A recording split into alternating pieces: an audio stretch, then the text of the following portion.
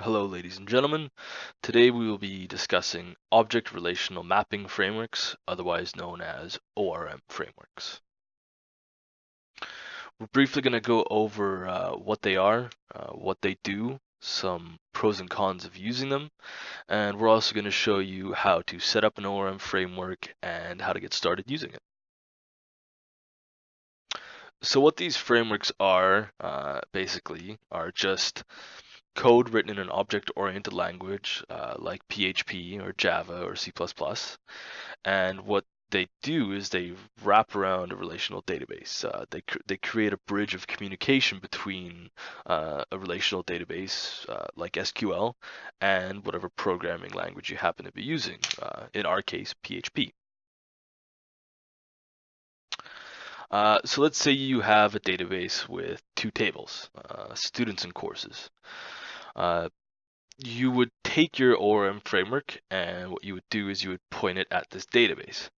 Now, every ORM framework has its own way of doing things. Some have to be configured using XML. Some use something called reflection, and what they're able to do is basically scan your database and it'll generate its own structure. Uh, but however your framework in particular happens to work, in the end, what you're going to end up with is a series of objects. And these will be object-oriented objects, specific to your language. And these objects would map the various tables in your database. So in the instance, or in the case of our example, you would end up with a student's object and a courses object. And what you as a programmer would then have to do is simply use these objects to interact with the database, opposed to having to write your standard SQL code. One of the big advantages of using an ORM framework is that it will harmonize the data types between your SQL database and whatever language you happen to be using. Um, if you've ever worked with database in the past, you know that when creating a table, each field or column has to be given a specific data type, whether it be int, blob, varchar, char, whatever. Um, Now, what an ORM framework will do is it'll deal with any inconsistencies between the database data types and your programming language, which since PHP is a dynamic language, this isn't much of an issue. But let's say you're using Java, for instance, which is strongly typed, where you have to declare the data types of all your variables.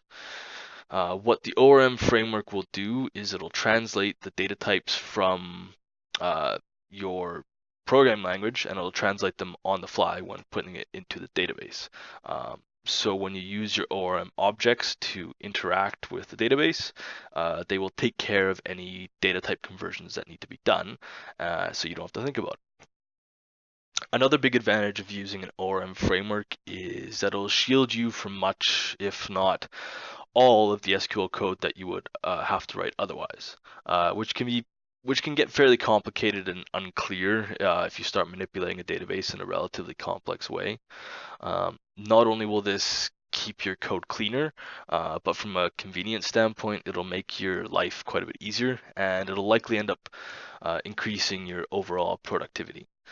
Um, so for example, let's say you're deep into writing an application in PHP, and you've been going at it for a couple hours and you come to a point where you need to interact with your database. Traditionally, what you would have to do is you'd have to switch over to an SQL mode of thinking, because SQL queries are their own type of thing. Like they differ greatly from any language that you'll be working with. Um, but with an ORM framework, when you reach that same point where you have to interact with your database, you won't really have to skip a beat. You can just keep writing the code the way you've been writing up until that point. You're already working with your language's objects, so you don't have to stop and really think about how you are going to approach this database interaction. As far as disadvantages go, there really aren't that many. If you're working on a small project, with you only have a few tables and a couple database queries scattered out your code, using an ORM framework could be overkill, especially if you opt to use a framework that requires a fair amount of customization and setup before you can start using it. You might just end up wasting your time for no particular gain. The only other real potential downside to using an ORM framework is that it could make your code overly verbose. For example, if you are using SQL, a simple query might only take 2 to 3 lines, but that could translate into 10 plus lines of code when using an ORM object. That's really not that big of a disadvantage though. Yeah, that's the general idea behind ORM frameworks and what they're used for. So let's hop right in and show you how you can get started. Hi everyone, for this video I'm going to show you how to install and use a very easy, simple ORM database. It's called Redbin PHP. Just go to its main website, click download and click the download link. And if you open the zip file, you can see it only has one library file called rb.php. It's very simple, very easy. No composer, no additional configuration. Just put the file into your web folder, into your web server. Here I use CWAM, so I will just put it in the web folder, and that's it. There are two things you need to pay attention to. The first thing is that it requires MySQL strict mode, so just copy the query, go to your database, and execute the query. The second thing you need to pay attention to is that by default PHP ini will disable MB string extension, and you need it to work, so just enable extension MB string, delete the semicolon, and that's it. For the second part of the video, I'm going to show you how Redbin PHP actually works. So create a PHP file in your web server. This is how it works.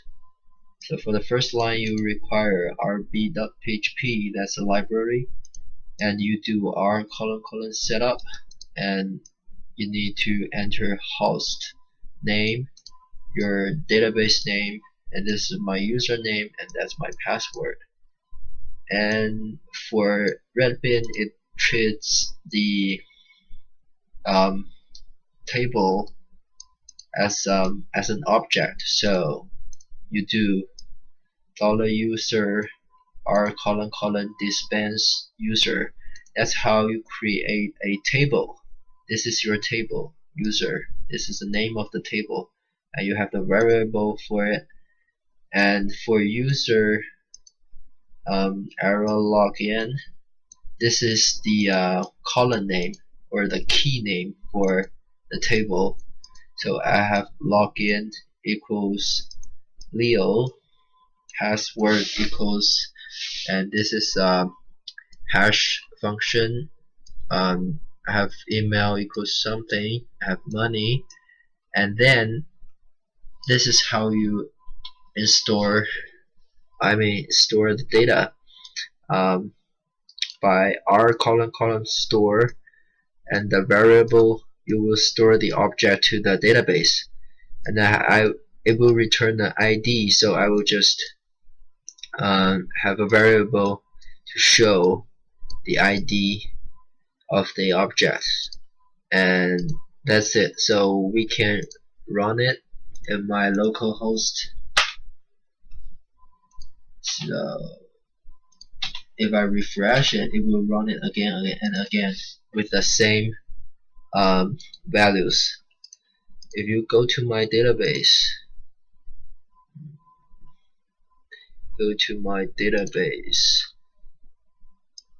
you can see this is what I have stored.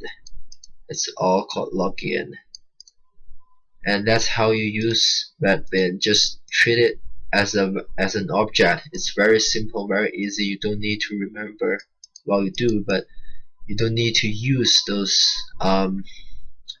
complex SQL query. You just treat it as an object. For more uh, for more operations, here you can read the documents. It's basically very easy, very simple. So you just remember the methods and do something similar as I did. And you can also drop table, do whatever you want with Rabbit PHP, and this is very easy on ORM database. There are some very hard ones like Propel. I haven't get it done already yet. It's really, I can't configure it like so successfully, so I found a very easy one. I think this will give you a basic concept about how ORM database works, and thanks for watching.